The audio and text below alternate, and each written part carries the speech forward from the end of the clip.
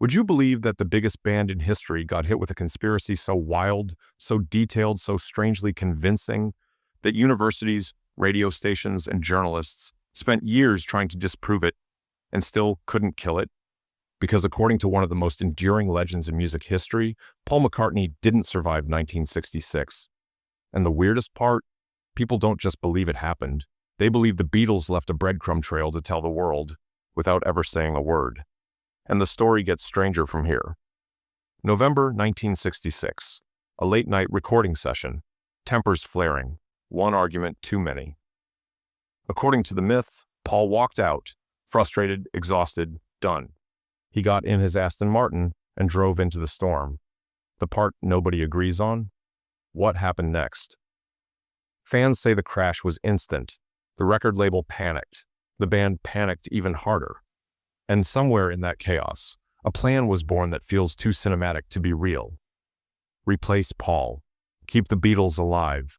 Never speak of this again. Sounds insane, right? Hold that thought, because this is where the clues begin.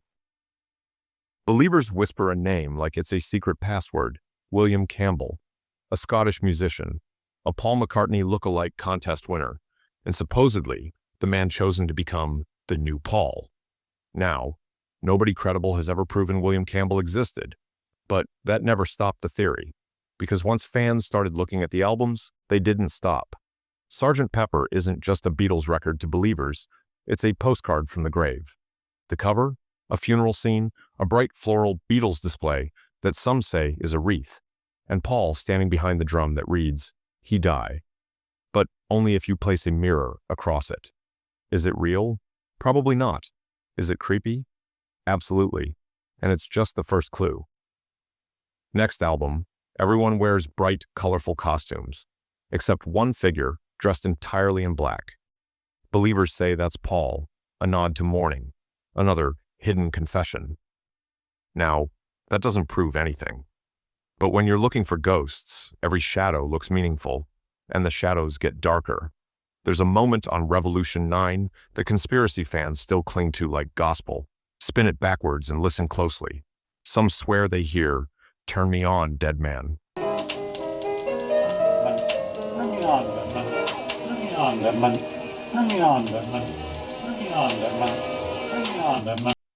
Is it intentional? Is it your brain finding meaning where none exists?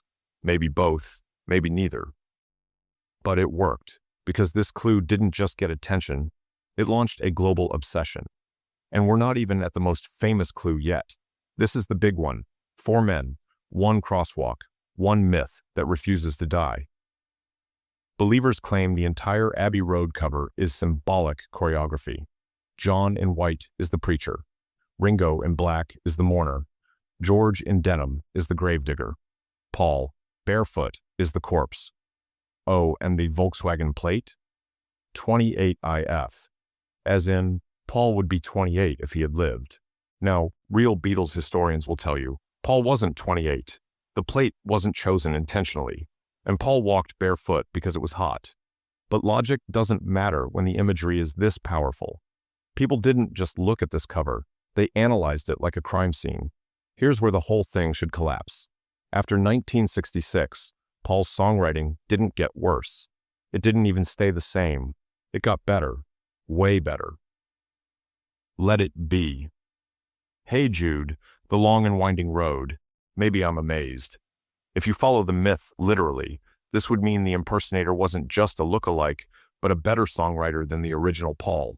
Even believers had to build new theories to keep the old theory alive, because once a myth gets momentum, it doesn't slow down for facts. In fact, it grows stronger. 1969. College newspapers start printing clues. Radio stations shut down programming just to analyze lyrics backward. Fans gather with magnifying glasses, like forensic investigators. The theory got so big that Paul had to do something unprecedented. Appear on the cover of Life magazine, holding his newborn child, just to prove he wasn't dead. You'd think that would have settled it. But myths don't die from photos. They die from disinterest. And when it comes to the Beatles, nobody loses interest.